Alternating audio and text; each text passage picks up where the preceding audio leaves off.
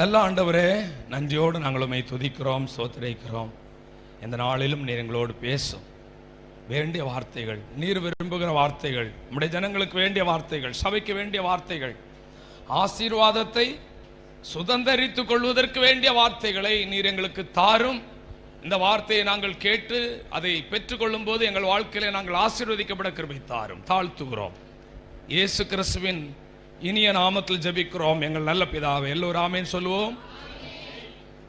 ஆதியாகமத்தின் புஸ்தகம் 24ஆம் அதிகாரம், ஆதியாகமத்தின் புஸ்தகம் 24ஆம் அதிகாரம் 1வது வசனத்தை எல்லோரும் சேர்ந்து எடுத்துக்கொள்வோம். சேர்ந்து வாசிப்போம். ஆபிரகாம் வயது சென்று முதிர்ந்தவனானான். கர்த்தர் ஆபிரகாமை சகல காரியங்களிலும் ஆசீர்வதித்தார். கர்த்தர் ஆபிரகாமை சகல காரியங்களிலும் ஆசீர்வதித்தார். நம்முடைய ஆண்டவர் நம்மை ஏதோ ஒரு காரியத்திலே மட்டும் ஆசீர்வதிக்கிறவர் அல்ல. நம்முடைய ஆண்டவர் நம்மை சகல காரியத்திலும் ஆசீர்வதிக்கிற தேவன். ஆசீர்வாதம் என்று சொன்னால் யாருமே வேண்டாம் என்று சொல்ல மாட்டார்கள். அல்லேலூயா. இன்னும் எங்களை ஆசீர்வதிக்க வேண்டும் என்று நாம் கேட்போம். ஆசீர்வதிக்கிற தேவன் ஆபிரகாமை அழைத்தவர். எதற்காக அழைத்தார்? அதிலே ஒரு நோக்கம். அவனை ஆசீர்வாதத்தை சுதந்தரித்துக் கொள்ளும்படி அழைக்கப்பட்டவர்கள் என்ற வார்த்தையின்படி ஆபிரகாமை அழைத்தவர் ஆசீர்வதிக்கும்படி அழைத்தார். அல்லேலூயா. இதை நாமும் நம்ப வேண்டும். ஆபிரகாமை ஆசீர்வதித்த தேவன் சகல காரியத்திலும் ஆசீர்வதித்த தேவன் என்னையும் ஆசீர்வதிப்பார் என்று நீங்கள் நம்புகிறவர்களாக இருக்க வேண்டும். பிரியமான தேவ ஜனங்களே, ஆபிரகாமை ஆண்டவர் ஆசீர்வதிக்க என்ன காரணம் என்பதை குறித்து தான் இன்றைக்கு நாம் பார்க்க போகிறோம். நாமும் அவ்வழியிலே நடக்கும்போது நாமும் ஆசீர்வதிக்கப்படுவோம் என்பதில் எந்த ஒரு சந்தேகமும் இல்லை. முதலாவதாக அவனுக்குள்ளாக இருந்த குணாதிசயம் என்ன என்று பார்க்கும்போது அவன் கீழ்ப்படுகிறவனாக இருந்தான். ஆபிரகாம் கீழ்ப்படுகிறவனாக இருந்தான். ஆதியாகமத்தின் புஸ்தகம் 12ஆம் அதிகாரத்திலே 1 - 4 வரைக்கும் வசனத்தை நாம் படித்து பார்க்கும்போது கர்த்தர் ஆபிரகாமை நோக்கி, நீ உன் தேசத்தையும் உன் இனத்தையும் உன் தகப்பனுடைய வீட்டையும் விட்டு புறப்பட்டு நான் உனக்கு காண்பிக்கும் தேசத்துக்கு போ. நான் உன்னை பெரிய ஜாதியாக்கி உன்னை ஆசீர்வதித்து உன் பேரை பெருமைப்படுத்துவேன்.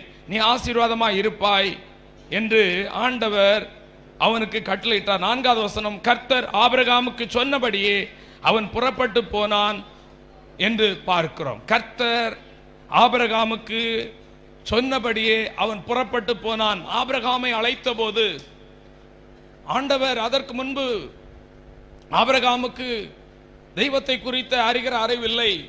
ஆண்டவர் முதலாவதாக தரிசனமாகி அவருக்கு சொல்லுகிற அந்த வார்த்தைக்கு அப்படியே செவி கொடுக்கிறான். கர்த்தர் அவனுக்கு சொன்னபடியே அவன் புறப்பட்டு போனான். ஆண்டவர் ஆபிரகாமுக்கு என்ன சொன்னார் என்று பார்க்கும் பொழுது, தேசத்தை விட்டு புறப்பட்டு போ, இனத்தை விட்டு புறப்பட்டு போ, உன் தகப்பன் வீட்டை விட்டு புறப்பட்டு போ என்று சொன்னார். 3 காரியங்களை சொன்னார். நான் உனக்கு காண்பிக்கும் தேசத்திற்கு போ என்று இன்னொரு காரியத்தை கூட சொல்லுகிறார். பாருங்கள், சொன்ன உடனே கர்த்தர் அவனுக்கு சொன்னபடியே புறப்பட்டான். அல்லேலூயா. அநேகருடைய வாழ்க்கையில் கீழ்ப்படுதல் இருக்கும். ஆனால் ஆண்டவர் சொன்னபடியே கீழ்ப்படிவது என்பது கொஞ்சம் அநேகருடைய வாழ்க்கையில் இருப்பதில்லை. ஆனால் இந்த ஆபிரகாம் சொன்னபடியே கீழ்ப்படிந்தார். அல்லேலூயா. ஆண்டவர் சொன்னபடியே கீழ்ப்படிந்தார். கீழ்ப்படிதல் என்பது ஆசீர்வாதத்தை பெற்றுக் கொள்வதற்கு ஒரு அடையாளம். கீழ்ப்படிதல் என்பது இயேசு கிறிஸ்துவுடைய சுபாவத்தில் ஒன்று. அல்லேலூயா. நம்முடைய ஆண்டவராகிய இயேசு கிறிஸ்துவை குறித்து பிலிப்பியர் 2:6-8 வரைக்கும் நீங்கள் படித்து பார்த்தால் பிலிப்பியர் 2:6-8 அவர் தேவனாக இருந்தும் தேவனுக்கு சமமாயிருந்தும் ஆமென் அதை பெரிதாக அவர் நினைக்காமல் தம்மை வெறுமையாக்கி அடிமையின் ரூபம் எடுத்து மனுஷ சாயலானார். மனுஷ ரூபமாய் காணப்பட்டு மரண பரியந்தம், சிலுவையின் மரண பரியந்தமும் கீழ்ப்படிதலும் தாழ்மையும் உள்ளவராயிருந்தார். அல்லேலூயா. கீழ்ப்படிதலும் தாழ்மையும் உள்ளவராயிருந்தார். கீழ்ப்படுகிறவராக இருந்தார். இயேசு கீழ்ப்படிந்தார். அப்படியானால் அந்த இயேசுவின் ஆவியை பெற்று இயேசுவின் இரத்தத்தாலே மீட்கப்பட்ட நமக்குள்ளாக இருக்க வேண்டிய சுபாவங்களிலே ஒரு முக்கியமான முதல் சுபாவம் என்ன? கீழ்ப்படிதல். கீழ்ப்படிதல் என்பது இயேசுவின் சுபாவம். கர்த்தருடைய பரிசுத்த நாமத்திற்கு மகிமை உண்டாகட்டும். கீழ்ப்படிந்த ஆபிரகாமை கர்த்தர் சகல விதமான ஆசீர்வாதத்தினாலும் நிரப்பினார். உபாகமத்தின் புத்தகத்திலே மோசே ஜனங்களை ஆசீர்வதிக்கும் போது ஜனங்களுடைய வாழ்க்கையில், இஸ்ரவேல் தன்னுடைய வாழ்க்கையிலே எப்பொழுது அந்த ஆசீர்வாதம் நம்முடைய வாழ்க்கையில் தங்கும் என்று அவர் சொன்னார் என்று பார்க்கும் பொழுது உபாகமம் 28ஆம் அதிகாரம் 1-2 வசனத்தை நீங்கள் படித்து பார்க்கும் பொழுது, இன்று நான் உனக்கு விதிக்கிற உன் தேவனாகிய கர்த்தருடைய கட்டளைகளின்படி எல்லாம் நீ செய்ய கவனமாய் இருக்கும்படி. அவர் சத்தத்துக்கு எப்படி செவி கொடுக்கணுமா? உண்மையாய் செவி கொடுக்கும் போது உன் தேவனாகிய கர்த்தர் பூமியில் உள்ள சகல ஜாதிகளிலும் உன்னை மேன்மையாக வைப்பார். போதும்.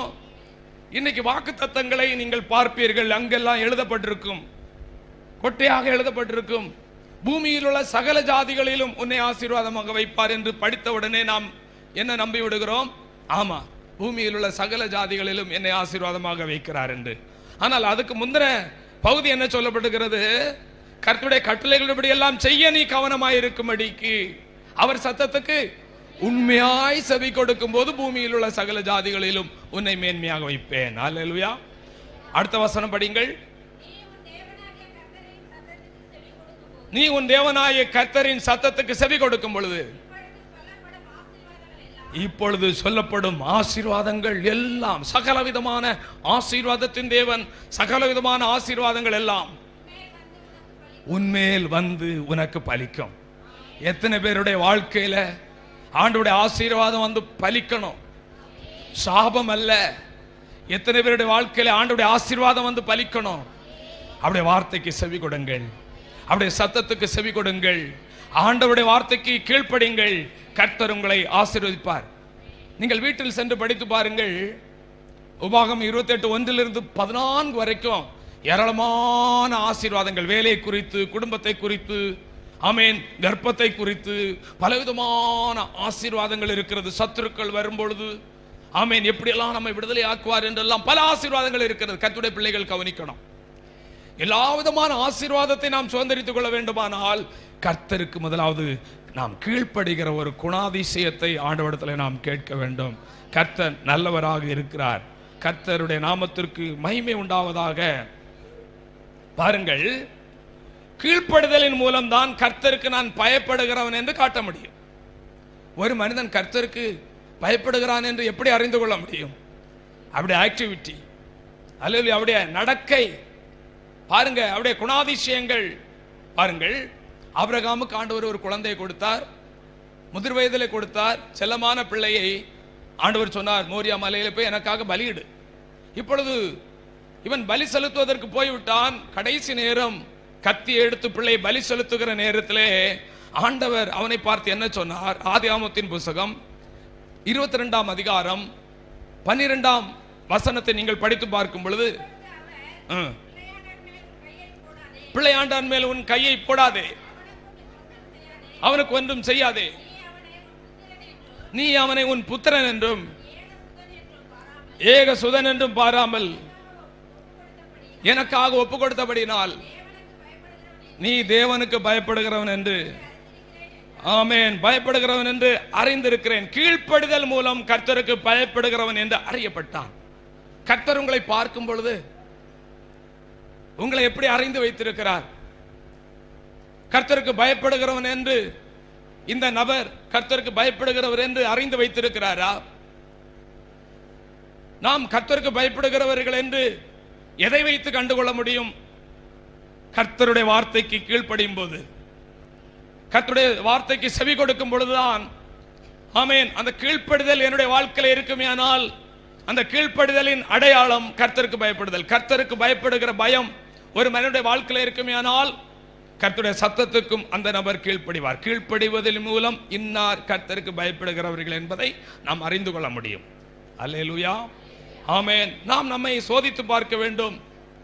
ஆசீர்வாதத்தை சுதந்திரித்துக் கொள்வதற்கு என்னில் இருக்கக்கூடிய கீழ்ப்படியாமைதான் காரணமோ என்பதை நாம் யோசித்து பார்க்க வேண்டியது அவசியமாக இருக்கிறது. கர்த்தருக்கு பயந்து கர்த்தருக்கு கீழ்ப்படுகிறவர்களை கர்த்தர் ஆசீர்வதிப்பார் என்பதில் எந்த ஒரு சந்தேகமும் இல்லை. சங்கீதங்களின் புஸ்தகம் 128 சங்கீதம் 1-6 வரைக்கும் வசனத்தை நீங்கள் படித்து பார்க்கும் பொழுது, கர்த்தருக்கு பயந்து அவர் வழிகளில், ஒரு வழி அல்ல பல வழிகள் உண்டு, அவர் வழிகளில் நடக்கிறவன் எவனோ அவன் பாக்கியவான். யார் பாக்கியவான்? அதற்கு கீழே நீங்கள் வீட்டில் சென்று படித்து பாருங்கள். உபாகமம் 28 1-14, சங்கீதம் 128 1-6 வரைக்கும் நீங்கள் வசனத்தை படித்து பார். குடும்ப ஆசீர்வாதங்களை குறித்து எழுதப்பட்டிருக்கிறது. அப்ப கர்த்தருக்கு பயப்படுகிற பயமுள்ள மனிதனை கர்த்தர் என்ன பண்ணுகிறார்? அப்ப கர்த்தருக்கு பயப்படுகிறதன் அடையாளம் என்ன? கீழ்ப்படுதல், வார்த்தைக்கு கீழ்ப்படுதல். ஆண்டவர் போனா போறது, ஆண்டவர் வானா வர்றது, ஆண்டவர் விட சொன்னா விடுறது, தேசத்தை விடனா விடணும், இனத்தை விடனா விடணும், தகப்பன் வீட்டை விடனா விடணும், எதை சொல்றாரோ அதை விடணும், அதை கடைபிடிக்கணும். அதுதான் கீழ்ப்படுதல். அவன்தான் கர்த்தருக்கு பயப்படுகிறவன் என்பதை அறிந்து கொண்டார். அல்லேலூயா.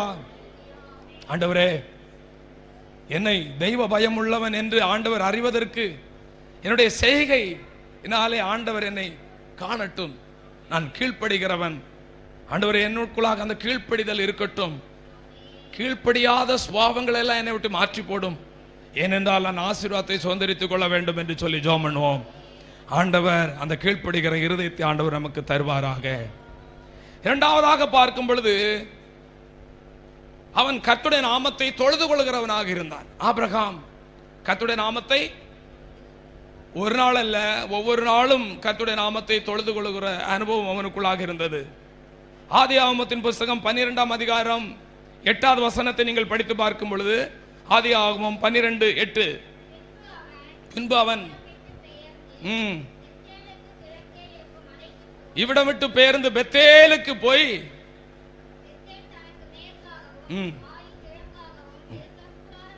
அங்கு கூடாரம் போட்டு அங்கு கர்த்தருக்கு ஒரு பலிபீடத்தை கட்டி கர்த்தருடைய பரிசுத்த நாமத்திற்கு மகிமை உண்டாகட்டும், அங்கு கர்த்தருடைய நாமத்தை தொழுது கொண்டான். பாருங்கள், படிக்க வேண்டாம். ஆதியாகமம் 13:4, ஆதியாகமம் 13:18 இந்த வசனத்தை எல்லாம் நீங்கள் படித்து பார்க்கும்போது ஆபிரகாமை பாருங்கள். நம்மை போல நிலையான வீட்டிலே அவர் இருக்கிறவில்லை. அவர் கூடாரவாசி. கூடாரவாசி என்று அறிந்தபடினாலே அவர் என்ன பண்ணுவார்கள்? ஆமென், எங்கெல்லாம் ஆண்டவர் போக சொல்லுகிறாரோ அங்கெல்லாம் அவர்கள் அந்த கூடாரத்தை பெயர்த்து விட்டு போவார்கள். ஒரு இடத்திலே போய் சேர்ந்து அங்க கூடாரத்தை போட்டு விட்டால் உடனே ஆண்டவருடைய பலிபீடத்தை கட்டி கர்த்தருடைய நாமத்தை தொழுது கொள்கிற பழக்கம் அவருடைய வாழ்க்கையில இருந்தது. நாமும் கூட வீடுகளை காலி பண்ணி போகும் பொழுது என்ன பண்ணுகிறோம்? அங்கு மறுபடியும் அங்கு நாம் என்ன பண்ணுகிறோம்? ஆண்டவருடைய நாமத்தை என்ன பண்ணுகிறோம்? தொழுது கொண்டுதான் அந்த வீட்டுக்குள்ளே என்ன பண்ணுகிறோம்? பிரவேசிக்கிறோம். கர்த்தருடைய நாமத்திற்கு மகிமை உண்டாவதாக. பாருங்கள், ஏனென்றால் ஒரு எல்லையை விட்டு இன்னொரு எல்லையிலே போகும்போது எத்தனையோ பாதிப்புகள் இருக்கும், சத்துருக்களுடைய பாதிப்புகள் இருக்கும், போராட்டங்கள் இருக்கும், துஷ்ட மனிதனுடைய காரியங்கள் இருக்கும். ஆனால் எல்லாவற்றிலும் ஆண்டவர் என்னை காப்பாற்றினாரே.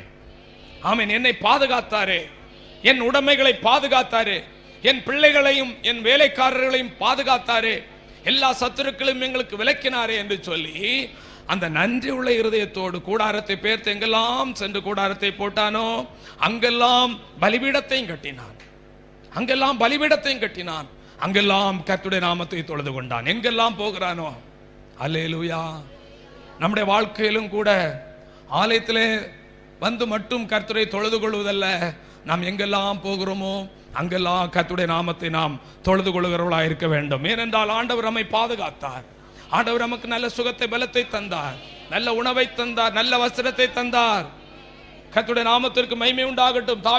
ஆமென். சங்கீதக்காரன் சொல்லும் பொழுது பாருங்கள், சங்கீதங்களின் புத்தகத்திலே சங்கீதம் 116 சங்கீதம் 12-13 வசனத்தை நீங்கள் படித்து பார்க்கும்போது, ஆண்டவரே தேவரீர் என் வாழ்க்கையில செய்த நன்மைக்காக நான் என்னத்தை செலுத்துவேன், ரட்சிப்பின் பாத்திரத்தை எடுத்துக்கொண்டு நாமத்தை நான் தொழுது கொள்வேன் என்று சொல்கிறான். அல்லேலூயா. கர்த்தருடைய நாமத்தை அவன் ஓயாமல் தொழுது கொள்கிறவனாக இருந்தான். யோசித்து பார்ப்போம், ஆண்டவர் நம்முடைய வாழ்க்கையில செய்த நன்மைக்காக என்னத்தை செலுத்த முடியும்? கர்த்தருடைய நாமத்தை நான் தொழுது கொள்ள வேண்டும், ரட்சிப்பின் பாத்திரத்தை எடுத்துக்கொண்டு உளையான சேற்றில் விழுந்து கிடந்தேன், பாவத்திலும் அக்கிரமத்தில் விழுந்து கிடந்தேன், விக்கிரக ஆராதனை பண்ணி கொண்டிருந்தேன். ஆபிரகாமை போல கல்தேயர் பட்டணத்தில் விக்கிரக ஆராதனை நிரம்பி இருந்தது. ஹல்லேலூயா. மூட நம்பிக்கைகள் நிரம்பி இருந்தது. ஒரு காலங்களிலே குறி கேட்கிறவனாய் இருந்தேன், ஒரு காலங்களில் கைரேகை பார்க்கிறவனாய் இருந்தேன், ஒரு காலங்களில் ஜாதகம் பார்க்கிறவனாய் இருந்தேன், ஒரு காலத்தில் நல்ல நேரம் கெட்ட நேரம் பார்க்கிறவனாய் இருந்தேன். என்னை ஆண்டவர் ரட்சித்தார், என்னை தெரிந்தெடுத்தார். எனவே ஆண்டவருக்கு நான் ஒவ்வொரு நாளும் நான் நன்றி செலுத்துகிற ஒரு அனுபவம். அல்ல ரட்சிப்பின் பாத்திரத்தை எடுத்துக்கொண்டு கர்த்தருடைய நாமத்தை தொழுது கொண்டான். நன்றி பலிகள் செலுத்தியே நாங்கள் ஆலயம் கூடி வந்தோ, துதி பலிகள் செலுத்தியே நாங்கள் உம்மை போற்ற வந்தோ. நன்றி பலிகள் செலுத்தியே நாங்கள் ஆலயம் கூடி வந்தோ, துதி பலிகள் செலுத்தியே நாங்கள் உம்மை போற்ற வந்தோ. கர்த்தர் செய்த நன்மைக்காக நன்றி செலுத்த வந்தோ. நம்மை அவர் கிருபை எண்ணியே துதிக்க வந்தோம். நன்றி பலிகள் செலுத்தியே நாங்கள் ஆலயம் கூடி வந்தோ, துதி பலிகள் செலுத்தியே நாங்கள் உம்மை போற்ற வந்தோ. வாதைகள் என்னை சூழ்ந்த போது சட்டைகளாலே என்னை மறைத்தீ, பாதைகள் எல்லாம் காக்கும்படி தூதர்கள் அனுப்பி உதவி செய்தி. வாதைகள் என்னை சூழ்ந்த போது சட்டைகளால் என்னை மறைத்தீ, பாதைகள் எல்லாம் காக்கும்படி தூதர்கள் அனுப்பி கர்த்தர் செய்த நன்மைக்காக நன்றி செலுத்த வந்தோ. நம்மை மாற அவர் கிருபை எண்ணியே துதிக்க வந்தோ. நன்றி பலிகள் செலுத்திய நாங்கள் ஆலயம் கூடி வந்தோ, துதி பலிகள் செலுத்திய நாங்கள் உம்மை போற்ற வந்தோம். நன்றி பலிகள் செலுத்திய நாங்கள் ஆலயம் கூடி வந்தோம், துதி பலிகள் செலுத்திய நாங்கள் உம்மை போற்ற வந்தோம். அல்லேலூயா. ஆபிரகாமின் நாட்களில் கர்த்தரை எப்படி தொழுது கொள்ள வேண்டுமானால் பலி செலுத்தி பலிபீடம் கட்டி தொழுது கொள்ள வேண்டும். மோசே நாட்களிலே ஆசரிப்பு கூடாரத்தை நிறுவி, அதற்கு பின்பு சாலமோனுக்கு பின்பதாக கர்த்தருடைய சாலமோன் கட்டின தேவாலயத்துக்கு சென்று கர்த்தரை என்ன பண்ண வேண்டும்? தொழுது கொள்ள வேண்டும். ஆனால் இந்த காலத்திலே பிதாவை எப்படி தொழுது கொள்ள வேண்டும்? ஆவியோடும் உண்மையோடும் தொழுது கொள்ள வேண்டும். அதை தான் சமாரிய ஸ்திரியை பார்த்து ஆண்டவர் என்ன சொன்னார்?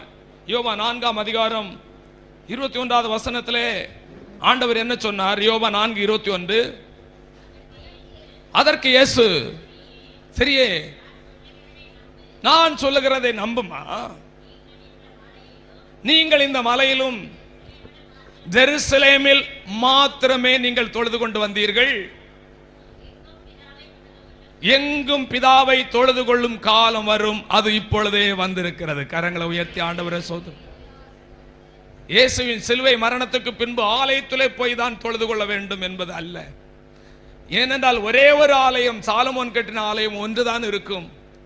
இங்கே பனையூரிலே தொழுது கொள்ளலாம், ஈஞ்சம்பாக்கத்திலே தொழுது கொள்ளலாம், ஒவ்வொரு வீடுகளிலும் தொழுகை நடக்கலாம். கரங்களை உயர்த்தி அல்லேலூயா. ஒவ்வொரு வீடுகளிலும் என்ன பண்ணலாம்? கர்த்தரை தொழுகை பண்ணலாம். ஒவ்வொரு வீடுகளிலும் கர்த்தரை ஆராதிக்கலாம். வேலை ஸ்தலத்திலே ஆராதிக்கலாம். ஆமே. நேரம் எங்கெல்லாம் வாகனத்திலே போய் கொண்டிருக்கும் போது ஆராதிக்கலாம், ட்ரெயின்ல போய் கொண்டிருக்கும் போது, பிளைட்ல போய் கொண்டிருக்கும் பொழுது அல்லேலூயா. கப்பலிலே போய் கொண்டிருக்கும் பொழுது எப்பொழுதும் கர்த்தரை எங்கும் பிதாவை தொழுது கொள்ளும் காலம் வரும், அது இப்பொழுதே வந்திருக்கிறது. கர்த்தருடைய ஆலயத்துக்கு வந்தா மட்டும்தான் பாடணும், கர்த்தருடைய ஆலயத்துக்கு வந்தா மட்டும்தான் ஜெபம் பண்ணணும், கர்த்தருடைய ஆலயத்துக்கு வந்தா மட்டும்தான் பைபிளை திறக்கணும் அப்படிங்கிறதல்ல. நீங்க உங்க வீட்டில் பைபிள் திறக்கலாம், பைபிள் படிக்கலாம், எப்பொழுதும் எங்கும் எப்பொழுதும் நேரம் கிடைக்கும் பொழுதெல்லாம் கர்த்தரை தொழுது கொள்ளலாம். அல்லேலூயா, கர்த்தருடைய நாமத்திற்கு மகிமை உண்டாகட்டும். எனவே நம்முடைய வாழ்க்கையிலே ஆசீர்வாதத்தை நாம் சுதந்திரித்துக் கொள்ள வேண்டுமானால் எங்கும் ஆண்டவரை தொழுது கொள்ள வேண்டும். உடன்படிக்கை பெட்டி ஓபேத் ஏதேம் வீட்டிலே 3 மாதம் இருந்தபோது, அந்த வீட்டிலே கர்த்தருடைய பிரசன்னம் இருந்தபோது, அந்த வீட்டிலே கர்த்தருடைய மகிமை இருந்தபோது அந்த வீட்டை ஆண்டவர் ஆசீர்வதிப்பார். உங்க வீட்டில் பாடல் சத்தம், சினிமா சத்தம் தான் நிறைய வீடுகளில் கேட்குது. அதனால தேவனால் உங்கள் வீட்டை ஆசீர்வதிக்க முடியவில்லை. அல்லேலூயா. கண்ட கண்ட படங்களை நீங்கள் வீடுகளிலே பார்க்கிறபடினாலே, கண்ட காரியங்களை உங்கள் மொபைல் போன்ல நீங்கள் பார்க்கிறபடினாலே தேவனால் உங்களை ஆசீர்வதிக்க முடியவில்லை. அதுதான் உண்மை. அருமையான கர்த்தருடைய பிள்ளைகளே, எனவே தேவ பிரசன்னம் தடை பண்ணுகிறது. சில வீடுகளில் தேவ பிரசன்னம் அதிகமா இருக்கும், சில வீடுகளில் போனா தேவ பிரசன்னத்தை உணர முடியாது. ஏன்? தேவ பிரசன்னத்துக்கு நீ பாத்திரவானா இருக்க வேண்டும், தேவ பிரசன்னத்திற்கு நாம் காரணமா இருக்க வேண்டும். தேவ பிரசன்னம் இன்னார் கடந்து போனால் அங்கு தேவ பிரசன்னம் இருக்கணும்.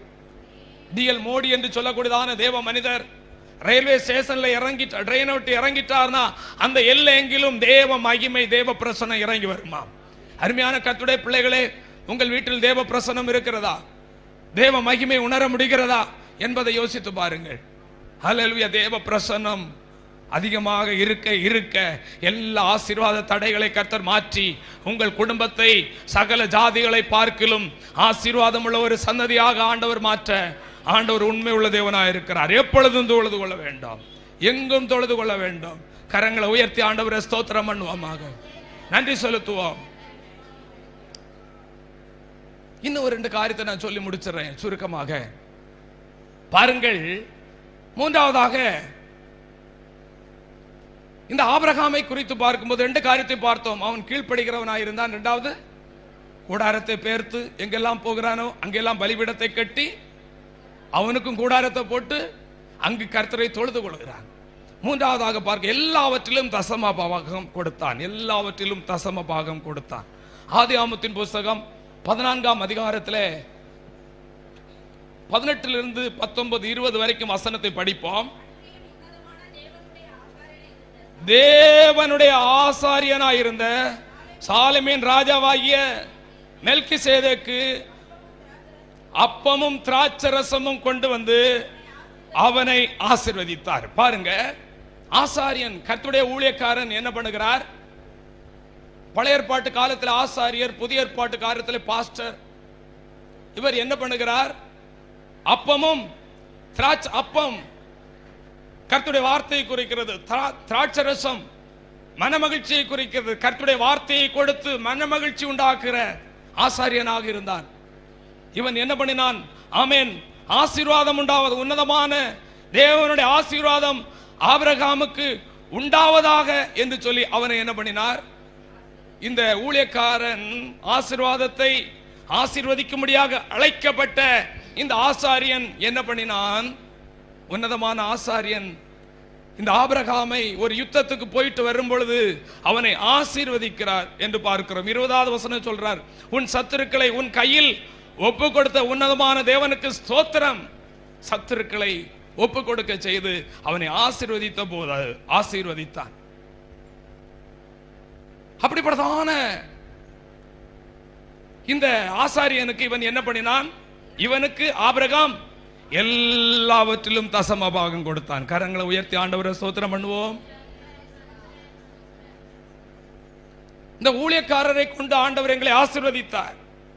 பாருங்கள், எண்ணாகமத்தின் புத்தகத்திலே நீங்கள் படித்து பார்க்கும் பொழுது ஆசாரியனுக்கு ஆண்டவர் கொடுத்த கட்டளை என்ன?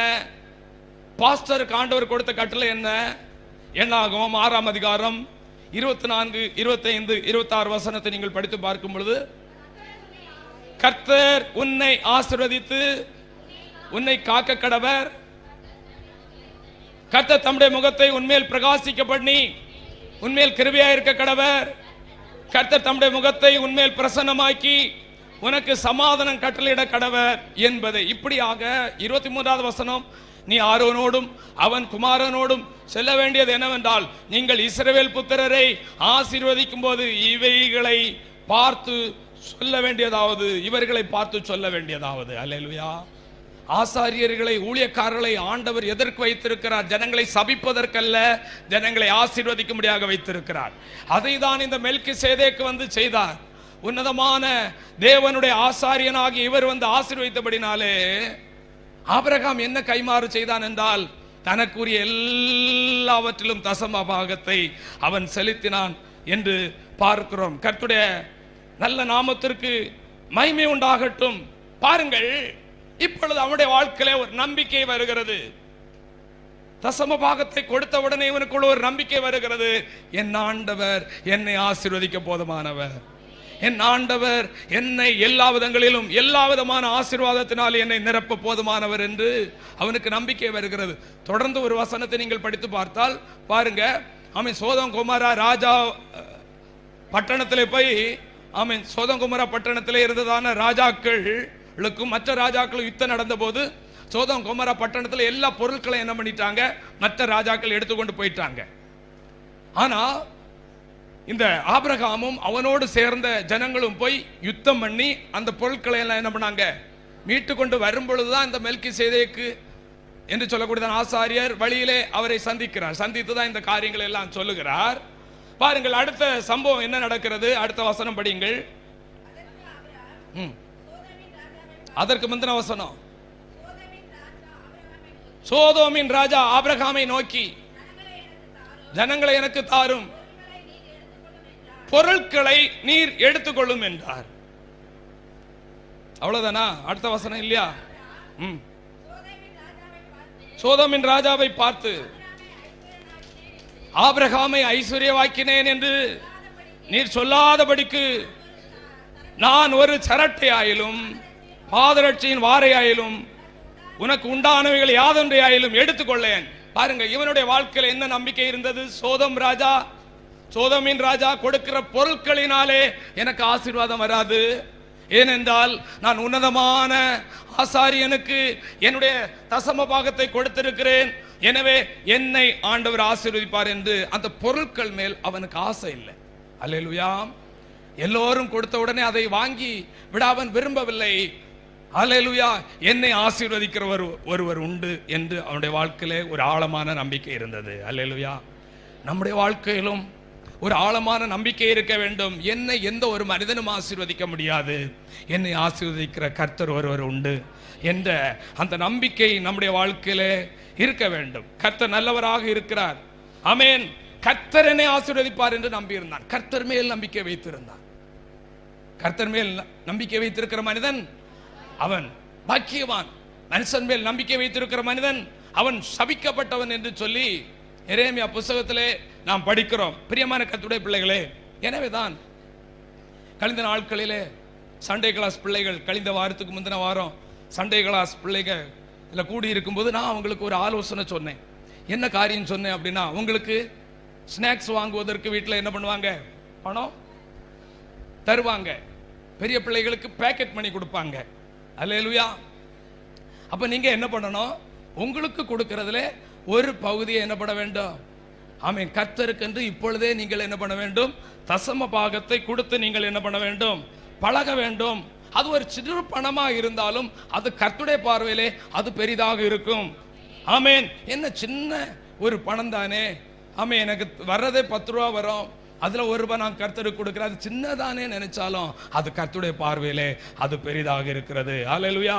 ஆமென். இப்படியாக பிள்ளைகளை குறித்து இதை கொடுத்து பழக்க வேண்டும் என்கிற ஒரு தீர்மானத்திலே அந்த பிள்ளைகளோடு பேசினேன். அருமையான பெற்றோராகிய நீங்களும் இந்த பிள்ளைகளுக்கு இந்த இப்படிப்பட்டதான எதிர்கால ஆசீர்வாதத்திலே ஆண்டவர் தான் நம்மை ஆசீர்வதிக்கிறவர் என்பதை அறிந்த நாம் பிள்ளைகளுக்கு நாம் என்ன பண்ண வேண்டும், கற்றுக் கொடுக்க வேண்டும். சண்டே கிளாஸ்ல என்ன பண்ண வேண்டும், எல்லாவற்றையும் கற்றுக் கொடுக்கிறோம், கர்த்தருக்கு கொடுப்பதை குறித்து என்ன பண்ண வேண்டும், கற்றுக் கொடுக்க வேண்டும் என்று சொல்லி நான் சொன்னேன். ஏனென்றால் நீதிமொழிகள் 22ஆம் அதிகாரம் 6வது வசனத்தை நீங்கள் படித்து பார்க்கும் பொழுது, நீதிமொழிகள் 22:6, பிள்ளையானவன் நடக்க வேண்டிய வழியிலே அவனை நடத்து, அவன் முதிர் வயதிலும் அதை விடாதிருப்பான். நீங்கள் எதை கற்றுக் கொடுத்து பிள்ளைகளுக்கு நடத்துகிறீர்களோ அதை பிள்ளைகள் முதிர் வயது வரைக்கும் என்ன பண்ணுகிறார்கள்? அவர்கள் அதை கடைபிடிக்கிறவர்களாக இருக்கிறார்கள். பிரியமான பெற்றோரே, நீங்கள் எதை சொல்லிக் கொடுத்து பிள்ளைகளுக்கு வளர்க்கிறீர்கள்? கர்த்தர் தான் நம்மை ஆசீர்வதிக்கிறவர் என்பதை என்ன பண்ண வேண்டும்? சொல்லிக் கொடுத்து ஆமேன் வளர்க்கிறவர்களாக இருக்க வேண்டும். அப்படி ஆனால் இப்படி நீங்கள் சொல்லிக் கொடுத்து வளர்க்கும் போது பிள்ளைகள் வளர்ந்து ஒரு சம்பளத்தை வாங்கும் பொழுது அவர்கள் என்ன பண்ணுவார்கள்? உங்க வீட்டில் உள்ள பிள்ளைகள் வளர்ந்து ஆமேன் ஒரு வேலைக்கு போகும்போது என்ன பண்ணுவார்கள்? அவர்கள் கர்த்தருக்கு தசம பாகத்தை கொடுத்து என்ன பண்ணுவார்கள்?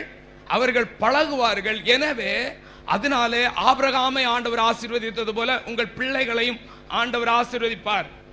கொஞ்ச காலம் நாம் பிள்ளைகளோடு இருப்போம், அதற்கு பின்பு கொஞ்ச நாளிலே நாம் போய்விடுவோம் இந்த உலகத்தை விட்டு. ஆனால் ஆமென், பிள்ளைகளுக்கு இதை கற்றுக் கொடுத்து நாம் வளர்ப்போமே, ஆனால் பிள்ளைகளை நாம் கடந்து போனாலும் நம்முடைய பிள்ளைகளோடு ஆண்டவர் கூட இருந்து பிள்ளைகளை ஆசீர்வதிக்க ஆண்டவர் வல்லமையுள்ள தேவனாயிருக்கிறார். எத்தனை பேர் இதை நம்புகிறீங்க? எத்தனை பேர் இந்த சத்தியத்தை விசுவாசிக்கிறீங்க? கர்த்தருடைய நாமத்திற்கு மகிமை உண்டாகட்டும். பிள்ளைகள் அதை கடைபிடிப்பார்கள். எனவே பெற்றோர் தான் இந்த காரியத்தை சொல்லிக் கொடுக்கணும். சபை பாஸ்டருக்கும் இது ஆமென் பிள்ளைகளுடைய ஆசீர்வாதத்தை பெற்றுக் கொள்வதற்ற காரியத்திலே சபைக்கும் பொறுப்பு இருக்கிறது. கரங்களை உயர்த்தி ஆண்டவரை துதிப்போம். ஏனென்றால் மல்கியா 3ஆம் அதிகாரம் 10வது வசனத்தில் என்ன சொல்லப்பட்டிருக்கிறது? மல்கியா 3:10,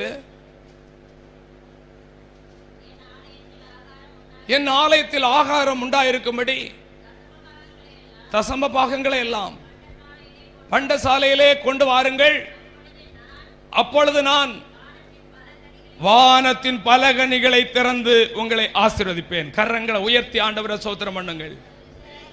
வானத்தின் பலகணிகளை திறந்து ஆண்டவர் நம்மை ஆசீர்வதிக்க வேண்டுமானால் ஆண்டவர் சொன்ன இந்த வார்த்தைக்கு நாம் செவி கொடுக்கிறவர்களாக இருக்க வேண்டும். ஆபிரகாம் எல்லாவற்றிலும் அதுல பெர்ஃபெக்டாக அவன் இருந்தான் என்று பார்க்கிறோம். ஏனென்றால் இந்த உலகத்திலே வேலை இல்லாத திண்டாட்டம் அதிகமாக இருக்கிறது.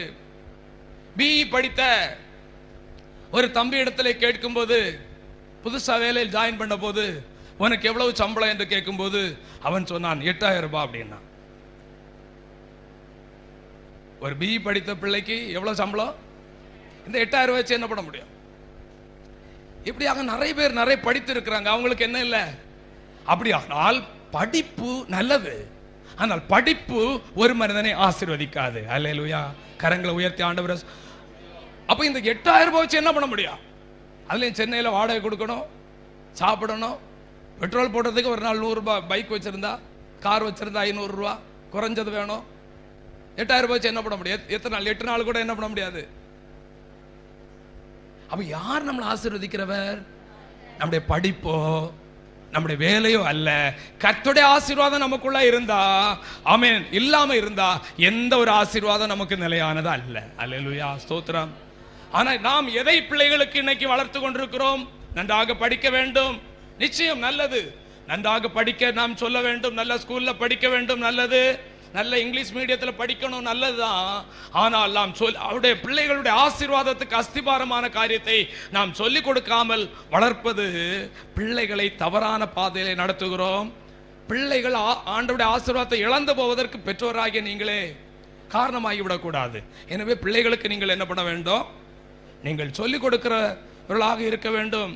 ஆமென். படிப்பு ஒரு மனிதனை ஆசீர்வதித்து உயர்த்தாது. நீதிமொழிகள் 10:22 நீங்கள் படித்து பார்க்கும்போது, கர்த்தரின் ஆசீர்வாதமே ஐஸ்வர்யத்தை தரும், அதனோடு வேதனையை கூட்டார். இன்றைக்கு அநேகர் வேதனைப்பட்டு கொண்டிருக்கிறார்கள் ஆசீர்வதிக்கப்படுவதற்காக. ஆமென். பணத்தை சம்பாதிப்பதற்காக வேதனைப்பட்டு கொண்டிருக்கிறார்கள். வசனம் என்ன சொல்லுகிறது? கர்த்தருடைய ஆசீர்வாதமே ஐஸ்வர்யத்தை தரும். அல்லேலூயா. அப்படி நம்பணும். இயேசு என்னை ஆசீர்வதிப்பார். ஆமென். கர்த்தர் தந்த வருமானத்தில் ஒரு பகுதியை கர்த்தருக்கு நான் கொடுக்கும் போது கர்த்தர் என்னை ஆசீர்வதிப்பார் என்ற அந்த நம்பிக்கை நமக்குள்ளாக இருக்கணும். வேலை தான் என்னை ஆசீர்வதிக்கும், நான் சேர்த்து வைத்திருக்கிற பணம் தான் எனக்கு உதவும், அப்படி அல்ல. கர்த்தர் என்றைக்கும் வாழையடி வாழையாக அவர் நமக்கு உதவி செய்ய வல்லமுள்ள தேவன் என்று நாம் நம்புகிறவர்களாக நாம் இருக்க வேண்டும். கர்த்தருடைய ஆசீர்வாதமே ஐஸ்வர்யத்தை தரும். யாக்கோபு என்று சொல்லக்கூடியதான ஒரு நபரை குறித்து நமக்கு தெரியும். யாக்கோபு யாரு?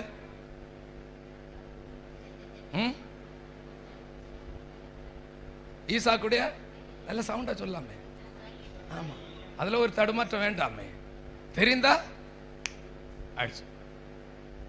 ஈசாக்கு எத்தனை பிள்ளைங்க? யாரெல்லாம்? ஏசா, யாக்கோபு. அல்லேலூயா. பாருங்க, இந்த யாக்கோபை குறித்து பார்த்தீங்க அப்படின்னா பயங்கரமான தந்திரசாலி, இரண்டாவது பயங்கரமான ஏமாற்றுக்காரன். யாக்கோபு யாரு? தந்திரசாலி, ஏமாற்றுக்காரன். ஒரு நாள் ஏசா என்ன பண்ணா? ஏசா வனசஞ்சாரி, யாக்கோபு கூடாரவாசி. அதனால அவங்க அம்மா ரெபேக்காளுக்கு ரொம்ப பிடிக்கும், யாக்கோபு ரொம்ப பிடிக்கும். ஒரு நாள் ஏசா வெளியில போய் வனத்துல போய் விலங்குகளை வேட்டை அடித்துட்டு வரும்போது ரொம்ப களைத்து போயிட்டான். பாருங்க, ரொம்ப களைத்து போயிட்டு வந்த உடனே இவன் என்ன இங்கே கூடாரத்தில் என்ன சமையல் பண்ணிட்டு இருக்கிறான்? சிவப்பான கூழ் சமைத்துட்டு இருக்கிறான். அதை பார்த்த உடனே குடிக்காத ஆளுக்கும் ஆசை வரும், பசித்த ஆள் விட்டே வைக்க மாட்டாங்க. அந்த கூழை கண்ட உடனே இவனுக்கு தம்பியை பார்த்து கேட்கிறான், யாக்கோபு கொஞ்சம் இந்த சிவப்பான கூழ கொஞ்சம் தாப்பா, நான் ரொம்ப களைத்து போயிருக்கிறேன், பசி என்னால தாங்க முடியலையா. கேட்கும்போது அவன் என்ன சொன்னான் திருப்பி? தந்திரக்காரன், நீ உன் சேஷ்ட புத்திர பார்த்து எனக்கு எழுதி கொடு. அவனுக்கு தெரியும், இந்த எங்க அண்ணன் இப்ப எப்படியா இருந்தாலும் என்கிட்ட கூழ் வாங்கி குடிக்காம இருந்தா அவன் பசி அடைக்கிட மாட்டான்.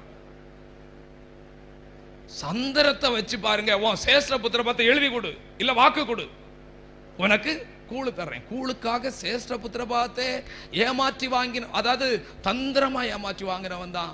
நேரத்தை பார்த்து சந்தர்ப்பத்தை பார்த்து பிறரை ஏமாத்துற ஆட்கள் இருப்பாங்க தெரியுமா?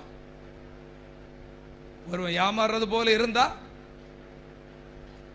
ஆனா நம்ம என்ன, ஏமாறாதே ஏமாறாதே ஏமாற்றாதே ஏமாற்றாதே. அல்லேலூயா. நீயே ஏமாறாத, பிறரையும் ஏமாற்றாது. ஆனா சொல்லற அப்படி இல்ல, தந்திரத்தை பார்த்து எப்போ யாருக்கு தலையில மிளகா அரைக்கலாம், கத்திய வைக்கலாம்னு கரெக்டா சந்தர்ப்பத்தை பார்த்துட்டே இருப்பான். இந்த யாக்கோபு அப்படிப்பட்டவன் தான். இவன் பசியா இருக்கிறான், கட்டாயம் இவன் வந்து என்கிட்ட வந்துதான் ஆகணும். உடனே அவன் என்ன பண்ணிட்டான்? அவனும் ஒரு பேத போல என்ன பண்ணிட்டான்? அந்த வாக்கு பண்ணி கொடுத்துட்டான். இப்படியாக சேஷ்ட புத்திரபாகம் என்னது? 2 மடங்கு ஆசீர்வாதம். அது மூத்த மகனுக்கு கிடைக்கக்கூடியதான ஆசீர்வாதம் தான் சேஷ்ட புத்திரபாகம். 2 மடங்கு சொத்து.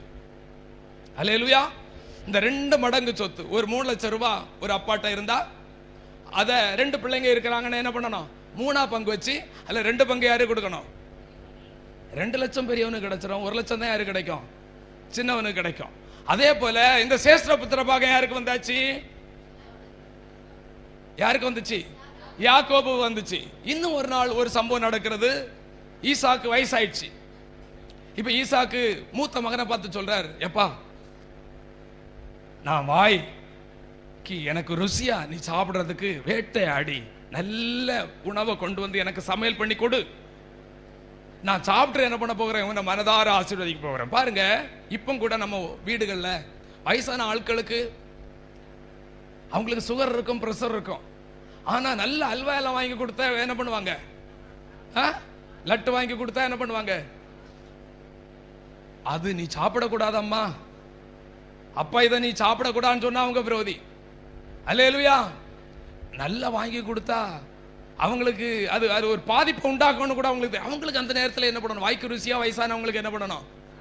சாப்பிடணும்.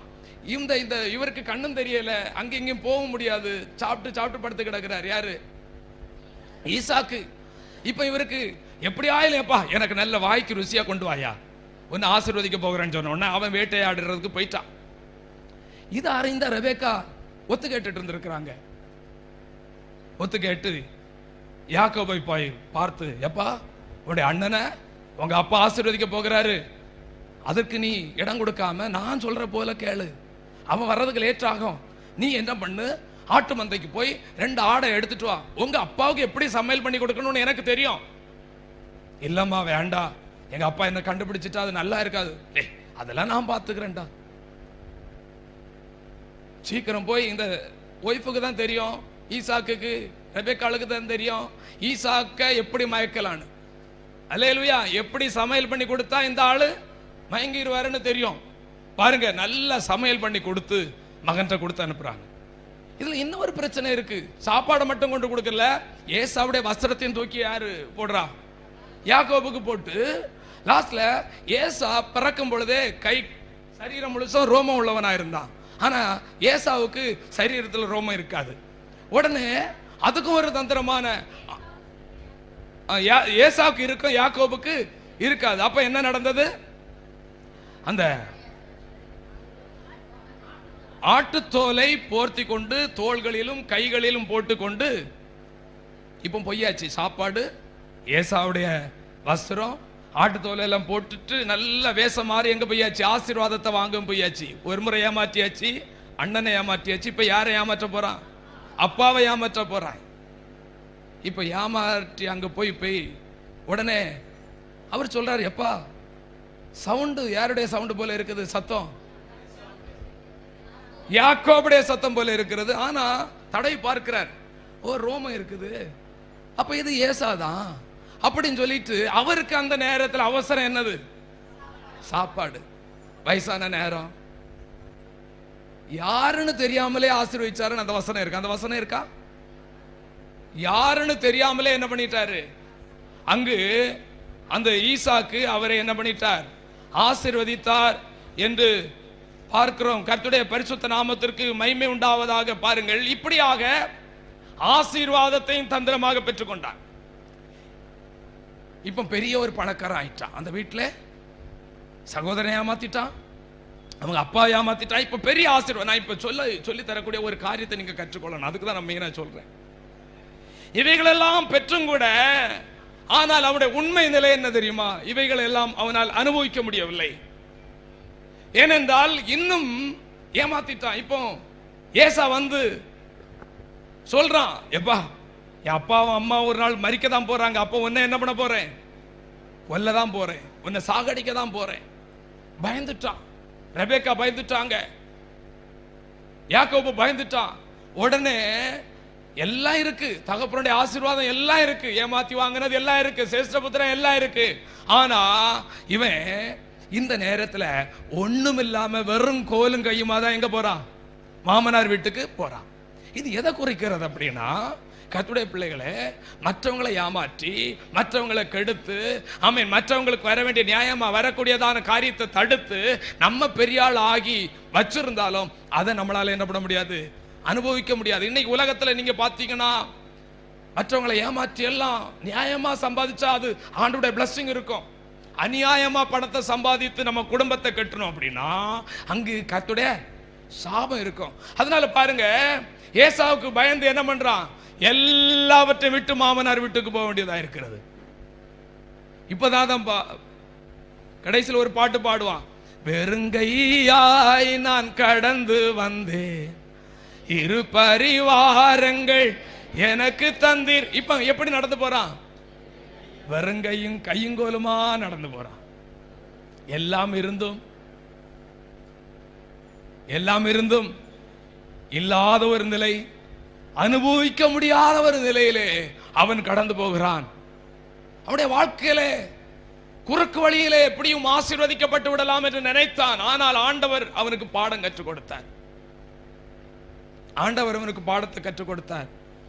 அவனுடைய நிலை எப்படி இருந்தது தெரியுமா? ஆதியாகமத்தின் புஸ்தகம் 28ஆம் அதிகாரம், ஆதியாகமத்தின் புஸ்தகம் 28ஆம் அதிகாரம் 20 to 22 வரைக்கும் வசனத்தை படித்து பார்க்கும்போது இவருடைய உண்மை நிலை இப்ப எப்படி இருக்கிறது? சொத்து நிறைய இருக்கு. ஆனா இப்ப மாமனார் வீட்டுக்கு போகும்போது அவருடைய நிலை எப்படி இருக்கிறது? தேவன் என்னோடு இருந்து போகிற வழியிலே என்னை காப்பாற்றி பயந்து போகிறான். இப்ப இவனுக்கு நிலை என்னது? என்ன கேட்கிறான் ஏசப்பாட்ட? இந்த வனாந்தரத்தில் வேற யாரு உணவு கொடுப்பா இவனுக்கு? ஆண்டவர் தான் கொடுக்கிறவர். இந்த வனாந்தரமான வாழ்க்கை பயணத்திலே கர்த்தரே நமக்கு உணவை கொடுக்கிறவர். வனாந்தரத்திலே 5 அப்பத்தையும் 2 மீனையும் 5000 பேருக்கு கொடுத்தவர் கர்த்தரே. 40 வருடங்கள் இஸ்ரவேல் ஜனங்களுக்கு வனாந்தரத்திலே மன்னாவை போஷித்த தேவன் கர்த்தரே. அங்கு இவர்கள் வேலை செய்யவில்லை. அங்கு வேற ஆமென், எங்க ஒரு விதைகளும் என்ன பண்ணல, அங்க விதைக்கல்ல, அறுக்கல்ல, கர்த்தரே போஷிக்கிறவர். இதை நான் நம்ப வேண்டும். கர்த்தர் தான் என்னை போஷிக்கிறவர் என்று நாம் என்ன பண்ண வேண்டும், நம்ப வேண்டும். இப்ப எல்லாம் இருக்குது, ஆனா இவருடைய உண்மையான நிலை என்ன, ஒன்றுமில்லை. ஆண்டவற்றை போய் கேட்கிறான் லாஸ்ட்ல, உண்ண உணவும் வஸ்திரம் கூட இல்லை. வாங்கி இருக்கலாமே, இவ்வளவு ஆஸ்தி இருக்குல்லப்பா, வாங்கி இருக்கலாமே. இல்ல, உண்ண உணவும் உடுக்க உடையும் எனக்கு தந்து நான் மறுபடியும் நான் திரும்பி வந்தேன் அப்படின்னா, கர்த்தர் எனக்கு தேவனாய் இருப்பார், ஆபிரகாமின் தேவனாக இருப்பார். ஆபிரகாமை ஆசீர்வதித்த தேவன் என் தேவனாய் இருப்பார். ஆலயம் கட்டுவேன், தேவரீர் எனக்கு தரும் எல்லாவற்றிலும் உமக்கு தசமபாகம் செலுத்துவேன் என்று சொல்லி அங்கு பொருத்தனை பண்ணினான். அல்லேலூயா. இப்ப இவனுடைய நம்பிக்கை யார் மேல வந்தது? முதல்ல சுயமுயற்சி, திறமை இருக்கு, எப்படி ஆயிலும் நான் பெரிய ஆள் ஆயிருவேன், சம்பாதிச்சிருவேன், ஆசீர்வதிக்கப்படுவேன் நினைச்சான். இப்ப எல்லாம் போய் இருந்தும் அனுபவிக்க முடியாத உடனே அவன் சொல்றான், ஆண்டவர்கிட்ட போய், ஆண்டவரே நீர் என்னை ஆசீர்வதிப்பீரே ஆனால், எனக்கு உணவை வஸ்திரத்தை என்னை பாதுகாத்து என்னை வழி நடத்துவீரே ஆனால், நான் உமக்கு எல்லாவற்றிலும் தசமபாகம் தருவேன் என்று சொல்லி இப்பொழுது கர்த்தரை சார்ந்து கொண்டான். கர்த்தர் வாழ்க்கையில கற்றுக் கொடுக்கிறார். ஆபிரகாம் பொருத்தனை பண்ணினது போல, ஆபிரகாம் செலுத்தின தசமபாகத்தை போல இவனும் செலுத்துவேன் என்று தீர்மானம் பண்ணுகிறான். அருமையான தேவ பிள்ளைகளே, பொருத்தனையின் விளைவு என்ன தெரியுமா? ஆதியாகமம் 32:10 நீங்கள் படித்து பார்க்கும்போது, ஆதியாகமம் 32:10,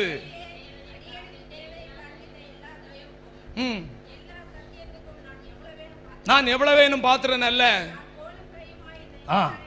பாருங்க, நிறைய சொத்து இருந்து அண்ணனை ஏமாற்றினேன், அப்பா ஏமாற்றினேன், நிறைய சேர்த்து வச்சேன், ஆசீர்வாதத்தை பெற்றுக்கொண்டேன், சேஷபுத்திராத்தை பெற்றுக்கொண்டேன். ஆனா இந்த யோர்தானை விட்டு கடந்து போகும்போது எப்படிதான் போனேன்?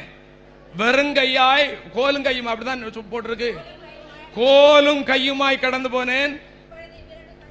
2 பரிவாரங்கள், 2 விதமான ஆசீர்வாதங்கள், அதாவது தாங்கக்கூடாத ஆசீர்வாதங்களை ஆண்டவர் எனக்கு தந்தார். அல்லேலூயா, அல்லேலூயா. வெறுங்கையாய் நான் கடந்து வந்தேன், 2 பரிவாரங்கள் எனக்கு தந்தி. வெறுங்கையாய் நான் கடந்து வந்தேன், 2 பரிவாரங்கள்.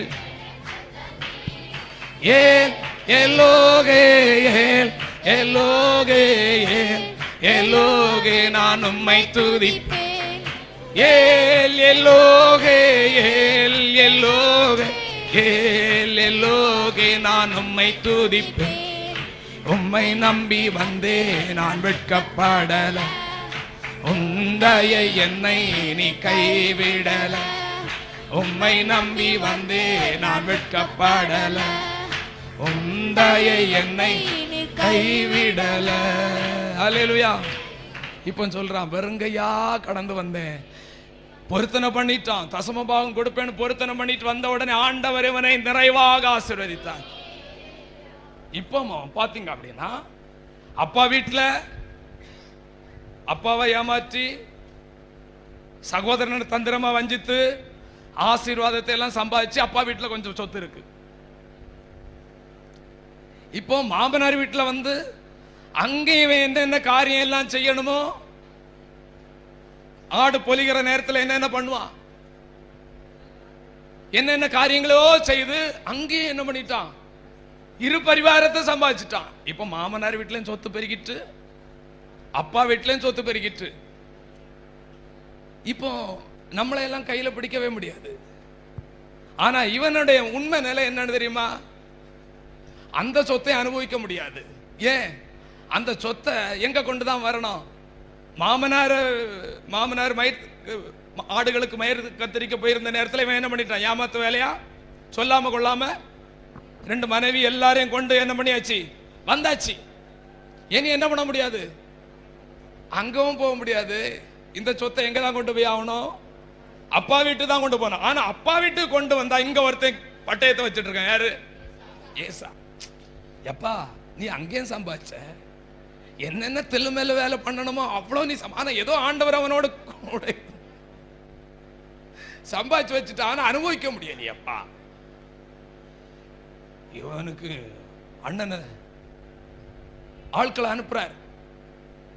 ஆட்களை அனுப்பும் போது ஏசு அங்க இருந்து எத்தனை பேரோட வரானா? 400 பேரோட வரானா. இவனுக்கு பயம். அங்கேயும் சொத்து இவ்வளவு சம்பாதிச்சு வச்சிருக்கிறேன், இங்கேயும் இவ்வளவு சொத்து சம்பாதிச்சு வச்சிருக்கேன், என்னால அனுபவிக்க முடியலையே.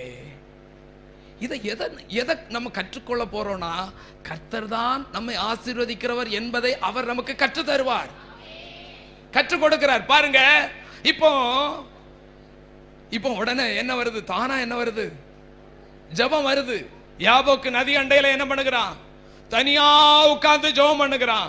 எப்படி ஜெபம் பண்றான் அப்படின்னா, ஆதியாகமம் 32:26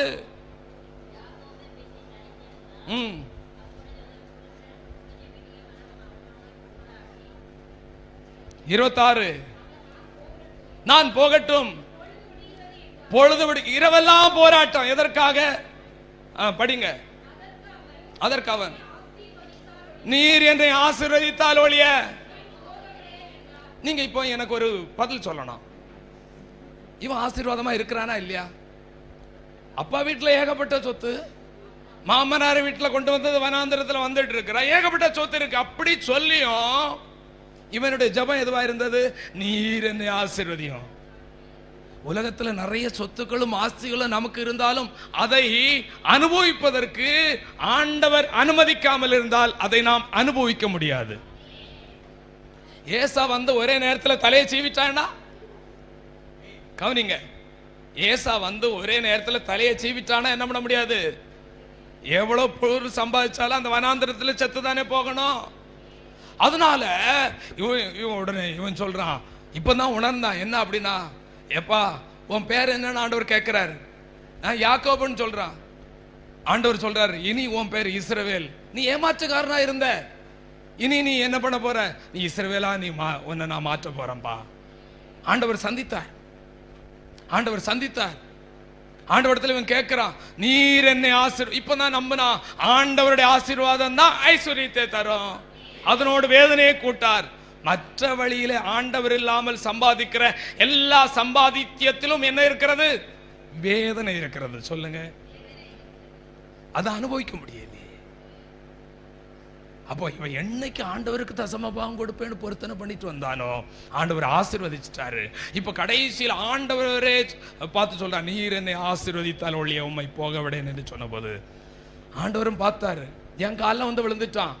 இனி இவனை என்ன பண்ணணும்? பரலோக ஆசீர்வாதம் அன்றைக்கு ஆபிரகாமுக்கு மெல்கிசேதேக்கு மூலம் உண்டானது போல இங்கு தேவாதி தேவனே இவனை ஆசீர்வதிக்கிறார். கரங்களை தட்டி ஆண்டவரை ஸ்தோத்திரம் பண்ணுவோம்.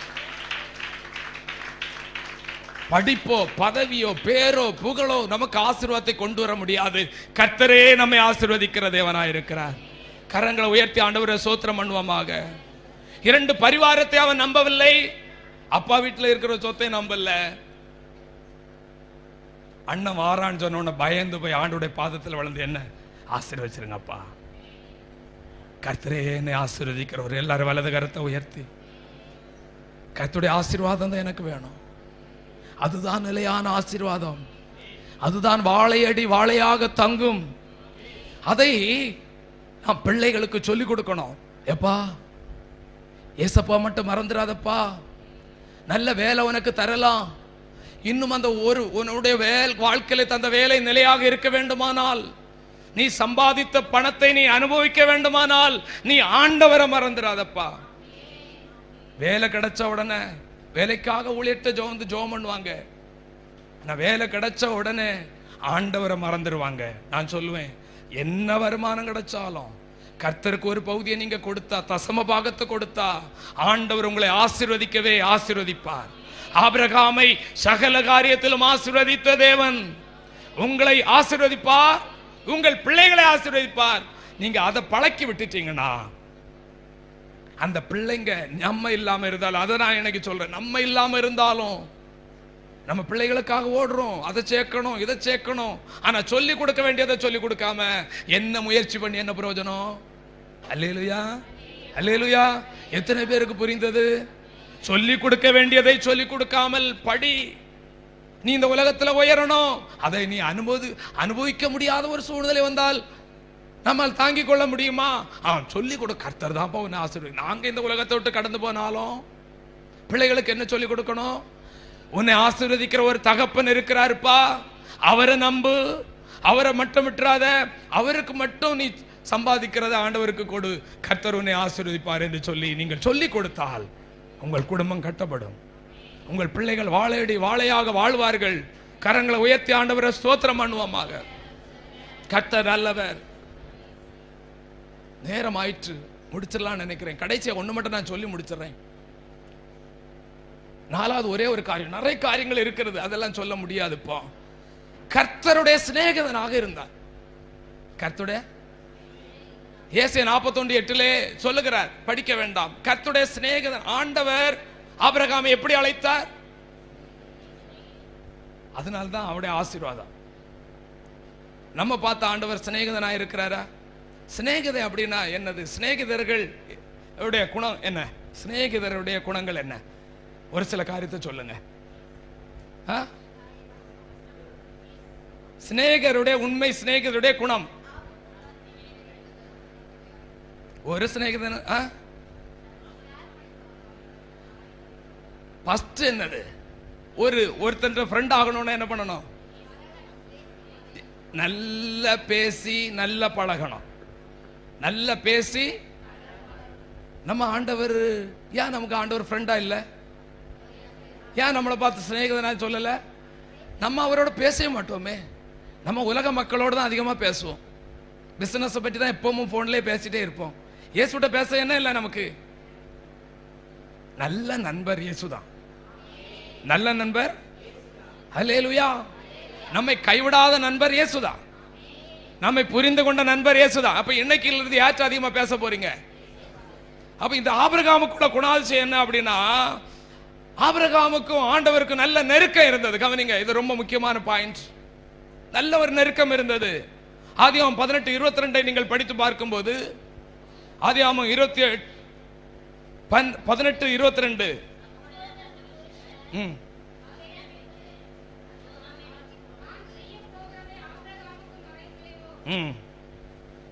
நாம் செய்ய போகிறதை இல்ல 18:22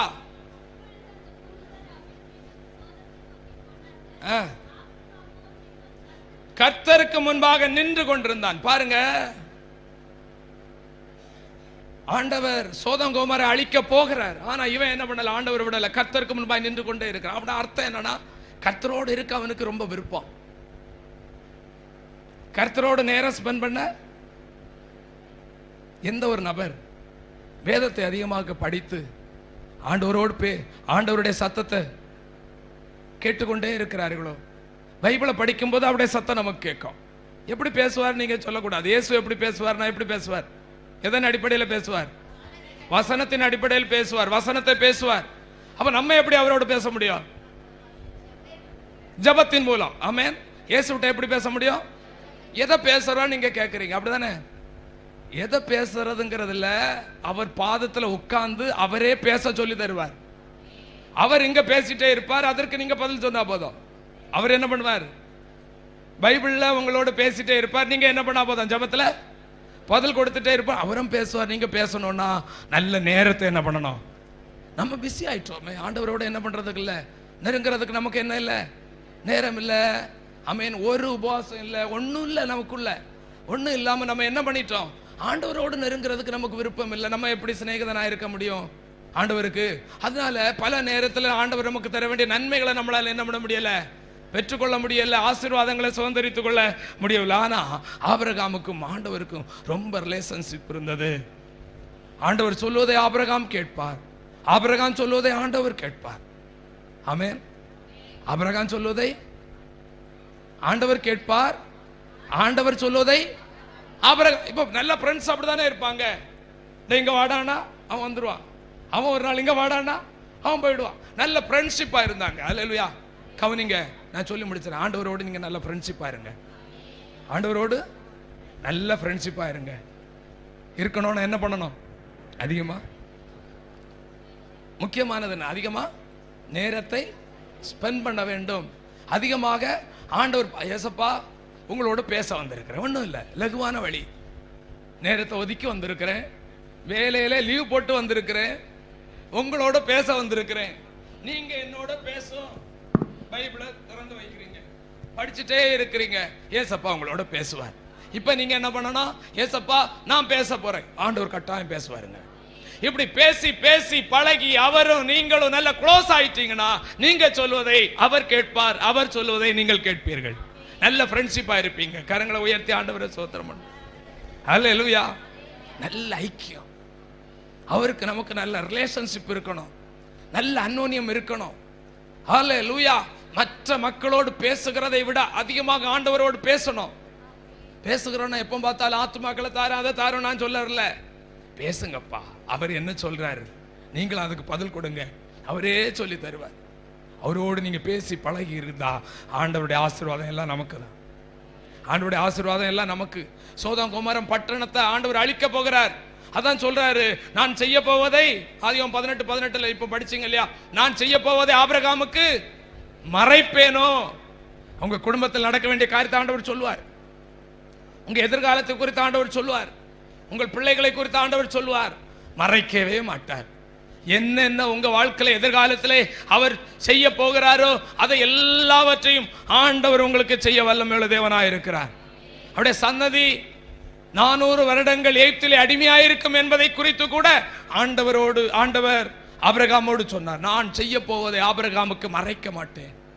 நல்ல சிநேகிதனாக இருந்தான், எல்லா விதங்களிலும் அவன் ஆசீர்வதிக்கப்பட்டவனாக இருந்தான். 4 காரியங்கள்: கீழ்ப்படுகிறவனாய் இருந்தான், எப்பொழுது கர்த்தருடைய நாமத்தை தொழுது கொள்கிறவனாய் இருந்தான், எல்லாவற்றையும் தசமபாகம் கொடுக்கிறவனாய் இருந்தான், கர்த்தருடைய சிநேகிதனாக இருந்தான். நேரத்தை ஸ்பெண்ட் பண்ணுங்க. இந்த உலகத்துல பிஸியா ஓடி எதை சம்பாதிச்சு வச்சிருக்கிறோம், எதை சேர்த்து வச்சிருக்கிறோம்? ஆண்டவரோடு எனிமையா இருக்காதுங்க. ஆண்டவர் ஒரு அந்நியனா நினைக்காதுங்க. சபையா நினைக்காதுங்க. சபையோட நல்ல ஒரு ஐக்கியமா இருங்க. ஆண்டவரோட நல்ல ஐக்கியமா இருங்க. சபையோட நல்ல ஐக்கியமா இருங்க. ஆண்டவரோடு பேசுங்க, நேரத்தை ஒதுக்குங்கள். ஆண்டவர் நிச்சயமாய் உங்களை ஆசீர்வதிக்க ஆண்டவர் வல்லமை உள்ள தேவனாய் இருக்கிறார். ஜெப நிலையிலே, அல்லேலூயா, ஜெப நிலையிலே